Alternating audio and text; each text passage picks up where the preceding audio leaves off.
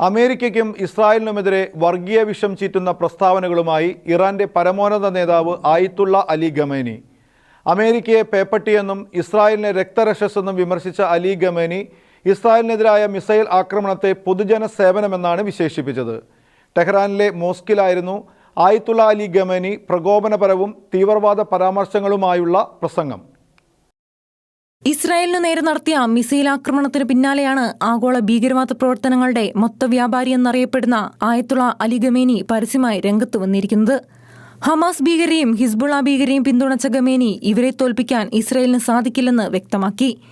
ഇസ്രായേലിനെതിരെ 2023 October 7 Hamas ഭീകരർ നടത്തിയ നരനായാട്ടിനെ ന്യായീകരിച്ച ഖമേനി ഹമാസും ഹിസ്ബുള്ളയുമായി ചേർന്ന് ഇറാൻ പൊതുശത്രുവിനെ നശിപ്പിക്കുമെന്നും അവകാശപ്പെട്ടു. ഇസ്രായേലിനെതിരെയുള്ള ഇറാന്റെ നീക്കം ഉടനെയുണ്ടാവില്ല. അതേസമയം ഇത് നീട്ടിവെക്കാൻ ഉദ്ദേശിക്കുന്നില്ലെന്നും കൃത്യമായ സമയത്ത് നടപടിയുണ്ടാകുമെന്നും ഖമേനി പറഞ്ഞു.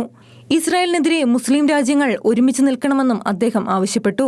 ഇസ്രായേലിന് എതിരായ മിസൈൽ ആക്രമണം പൊതുസേവനമെന്ന് ഖമേനി പറഞ്ഞു. വെള്ളിയാഴ്ച പ്രാർത്ഥനയ്ക്ക് ശേഷമായിരുന്നു ഖമേനിയുടെ പ്രകോപനപരമായ പ്രസംഗം. ഹമാസ് തീവ്രവാദികൾക്ക് പിന്നാലെ ഹിസ്ബുള്ള ഭീകരെയും വകവരുത്താൻ ഇസ്രായേൽ ശ്രമം ആരംഭിച്ചതോടെയാണ് ഇവർക്ക് പിന്നിൽ നിഴൽയുദ്ധം നടത്തിവന്നിരുന്ന ഇറാൻ പരമോന്നത നേതാവ് രംഗത്ത് വന്നിരിക്കുന്നത്. എന്നാൽ ഇരു ഭീകര സംഘടനകളെയും ഉന്മൂലനം ചെയ്യാനുറച്ചാണ് ഇസ്രായേൽ രംഗത്തിറങ്ങിയിരിക്കുന്നത്. ഇതോടെ ഇസ്ലാമിക് രാജ്യങ്ങളെ രംഗത്തിറക്കി ഭീകരരെ സംരക്ഷിക്കാനാണ് ഖമേനിയുടെ അവസാന ശ്രമം. International desk, Shikeena news.